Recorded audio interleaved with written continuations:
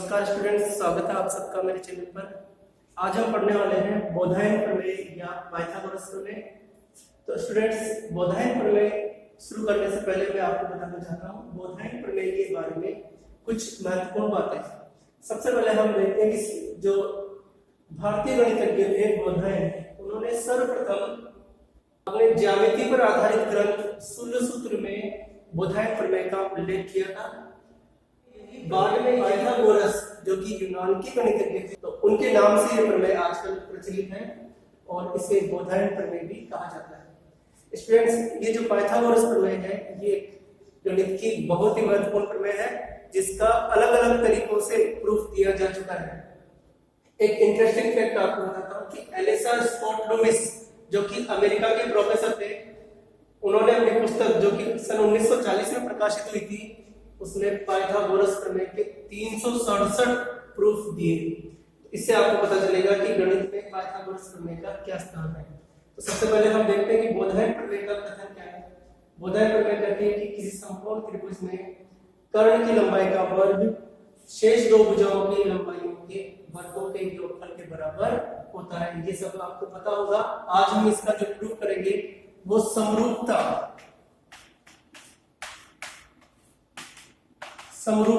नियमों पर आधारित हम इसका प्रूफ करने वाले हैं, जो कि कक्षा 10 का टॉपिक है, चैप्टर 11 के अंतर्गत है। ये राजस्थान बोर्ड की बुक के अंदर। अब हम इसका प्रूफ करते हैं। सबसे पहले हम लिखेंगे दिया है या गिवन। स्टूडेंट्स, जो गिवन होता है वो कथन में से ही निकलता है। तो अगर हम कथन को ध्यान से पढ़ें कि समकोण त्रिभुज में, तो सारी बातें समकोण त्रिभुज के लिए हो रही है, तो हम एक कोई सा भी समकोण त्रिभुज मान सकते हैं। जैसा कि मैं यहाँ पर चित्र बना देता हूँ, ए बी सी एक समकोण त्रिभुज है और इसमें मैंने समकोण वाला शीर्ष मान दिया है बी। तो हम गिवन में लिखेंगे एबीसी एक समकोण त्रिभुज है जिसमें कोण बी बराबर 90 डिग्री। अब दिया हुआ हमने लिख दिया है, तो अब हम आगे लिखेंगे सिद्ध करना है। सिद्ध करना है या टू प्रूव। हमें सिद्ध क्या करना है कि समकोण त्रिभुज में कर्ण का वर्ग, कर्ण है यहाँ पर AC, वो बराबर होता है आधार के और लंब के वर्गों के योग के बराबर, यानी शेष दो भुजाओं के वर्गों के योग के बराबर। AB square plus BC square, ये हमें सिद्ध करना है। तो स्टूडेंट्स, इस चित्र में हमें एक रचना करनी पड़ेगी इसको सिद्ध करने के लिए। तो वो रचना हम लिखते हैं और यह रचना आपको याद रखनी है, कंस्ट्रक्शन।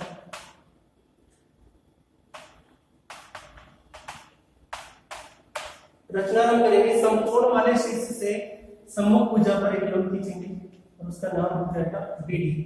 तो हम यहाँ पर लिखते हैं शीर्ष B से भुजा AC पर लंब BD खींचा। ये रचना हुई। अब हम अगले स्टेप में यहाँ प्रूफ करेंगे, यानी कि उपपत्ति या प्रूफ। तो स्टूडेंट्स, प्रूफ करने से पहले हम इस चित्र को थोड़ा ध्यान से देखते हैं कि यहाँ पर 3 त्रिभुज अब बन चुके हैं। पहला जो त्रिभुज है वो बड़ा वाला त्रिभुज है ABC, एक छोटा वाला त्रिभुज है ABD और एक और त्रिभुज है BCD। हम इन तीनों त्रिभुजों के चित्र अलग अलग बनाएंगे और फिर हम इसको समझेंगे कि प्रूफ कैसे होता है। अगले स्टेप में लिखता हूँ, तब तक आप इसको नोट कर सकते हैं। तो हम इस तरीके से उस त्रिभुज को दर्शा सकते हैं। यहाँ मैंने जो त्रिभुज ABC है उसके जैसे यहाँ पर मैंने 2 और चित्र बनाए हैं। पहले चित्र में मैं त्रिभुज ABC जो कि पूरा त्रिभुज था बड़ा वाला, उसको प्रदर्शित कर रहा हूँ। दूसरे चित्र में जो छोटा वाला त्रिभुज था ABD, उसको प्रदर्शित कर रहा हूँ। तीसरे वाले में त्रिभुज BCD है उसको प्रदर्शित करता हूं। अब हम ये देखते हैं कि जो पहला वाला त्रिभुज है, बड़ा त्रिभुज जो है, यह इस दूसरे वाले के भी समरूप है और यही त्रिभुज इस तीसरे वाले के भी समरूप है। इसको सिद्ध करते हैं, देखो कैसे सिद्ध करते हैं। त्रिभुज ABC तथा त्रिभुज ABD में अगर हम इनमें देखें कि क्या समानता है, तब हम देख सकते हैं कि इस त्रिभुज में एक कौन सा कोण है, इसका नाम है कोण ABC यानी B बिंदु पर, और इस त्रिभुज में भी एक कौन सा कोण है जो कि D बिंदु पर है, तो उसका नाम लिखेंगे कोण ADB। अब ये दोनों कोण क्या है, समकोण। दूसरी बात, अगर हम यहाँ गौर करें कि कोण A जो है वही कोण इस त्रिभुज में भी आ रहा है, तो जो कि उभयनिष्ठ कोण है, तब हम लिखेंगे कोण BAC बराबर कोण BAD, और यह उभयनिष्ठ कोण है। तो हम यहां कह सकते हैं कि दो संगत कोण बराबर हो गए, यानी कि AA समरूपता नियम यहां पर लग रहा है।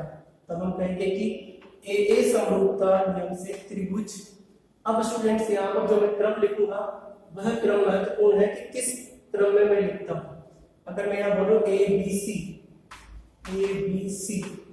तो उधर संगतता का क्रम आएगा, ये बोला मैंने A फिर समकोण वाला, तो उधर से आएगा A फिर समकोण वाला, यानी कि ABB। इस क्रम में हम इनको संगत करके समरूप लिखेंगे। अब क्योंकि दो त्रिभुज समरूप होते हैं तो उनकी संगत भुजाएं समानुपाती होती है, तो यहां से मैं लिख सकता हूं कि AB अपॉन AD बराबर BC बटा DB, और इधर से अगर मैं लूं AC तो उधर से आएगा AC अपॉन AB। तो स्टूडेंट्स यहाँ पर जो तीन अनुपात लिखे हुए हैं उनमें से दो हमारे लिए उपयोगी है, और वो कैसे कि आपको ये देखना कि वज्र गुणा करने पर यहाँ पर स्क्वायर बनेगा किसी का। देखना कैसे, अगर मैं इस बीच वाले को नहीं लिखूं और इन दोनों को लिखूं तो AB इंटू AB स्क्वायर बनता है, तो ये वाला अपने को लिखना है, ये दोनों अपने को लिखना है, बीच वाला नहीं लिखना है। इससे मैं रिजल्ट लिख रहा हूं कि AB square equal to AD into AC, इसे कहते हैं हम समीकरण 1। तो इसी प्रकार से हम इस पहले त्रिभुज को तीसरे त्रिभुज के भी समरूप बताते हैं। तो हम लिखते हैं त्रिभुज ABC व त्रिभुज, इस वाले त्रिभुज की बात कर रहा हूं BCD। पहली बात है कि दोनों त्रिभुज समकोण त्रिभुज है, यहाँ समकोण बन रहा है और इसमें यहाँ पर समकोण बन रहा है, तो हम लिखेंगे कोण ABCD बराबर 90 डिग्री, और इधर बनेगा कोण BDC, यह भी 90 डिग्री है। ये जो C वाला कोण है, यही कोण पूरा का पूरा इसमें आ रहा है, तो ये दोनों कोण उभयनिष्ठ है। हम लिखेंगे कोण BCA इक्वल टू कोण BCD, यह उभयनिष्ठ है, उभयनिष्ठ कोण, या अगर इसको अंग्रेजी में कहा जाए तो ये है कॉमन एंगल्स। तो यहां पर भी AA समरूपता लग रही, AA समरूपता नियम से हम लिख सकते हैं कि त्रिभुज, पहले बड़ा वाला त्रिभुज का नाम लिखता हूं क्योंकि हमने कोण C और समकोण वाला सिद्ध किया है, तो मैं इधर से नाम बोलता हूं CBA समरूप है। अब इसमें भी C वाला लेना है और फिर समकोण वाला लेना है, तो इसको बोलेंगे CDB, और इस संगतता से हम कह सकते हैं कि संगत भुजाएं समानुपाती होती है, यानी कि CB upon CD equal to BA upon DB और equal to CA upon CB। यहाँ पर भी हमें देखना है कि वज्र गुणा करने पर स्क्वायर कहाँ पर बन रहा है, तो हम देखते हैं कि इस बीच वाले को अगर हम नहीं लिखें ये अपने काम का नहीं है। तो यहाँ वज्र गुना करेंगे तो ये BC स्क्वायर या CD स्क्वायर बन जाएगा। यहाँ से लिख सकता हूँ CD या BC square equal to CD into CA या AC, CD इंटू AC, यह हो जाएगी समीकरण नंबर 2। स्टूडेंट्स यहाँ पर दो समीकरण हमारे पास आ चुकी है और जो हमें सिद्ध करना था वो ये था कि AC square equal to AB square plus BC square, यह हमें सिद्ध करना था। तो इसके दो पद, एक तो AB स्क्वायर और एक BC स्क्वायर, यह हमें प्राप्त हो चुके हैं। अब हम इनको जोड़ेंगे। तो इधर मैं लिखता हूं समीकरण 1 प्लस समीकरण 2 से दोनों समीकरणों को हम जोड़ते हैं।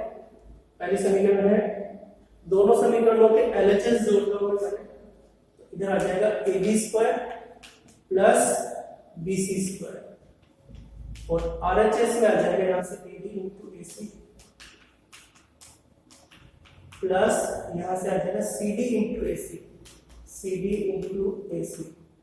RHS में हम देखते हैं कि AC यहां पर कॉमन आ रहा है, तो ब्रैकेट में बचेगा यहां से AB प्लस यहां से बचेगा CD और चित्र में हम देख सकते हैं कि AB प्लस CD ये पूरा मिला करके AC बन जाएगा। तो ये हो जाएगा AC इंटू AC, यानी कि AC स्क्वायर और LHS में चल रहा था हमारे AB square plus BC square. तो इस तरीके से ये प्रमेय सिद्ध हो गई है। हम लिखेंगे इति सिद्धम या हेंस प्रूव्ड। तो स्टूडेंट्स इस तरीके से हम इस प्रमेय को सिद्ध करते हैं। आशा है आज का वीडियो आपको समझ में आया होगा। आज का वीडियो आपको कैसा लगा आप कमेंट करें और अपने दोस्तों के बीच में इस वीडियो को शेयर करें और चैनल को सब्सक्राइब करें। धन्यवाद।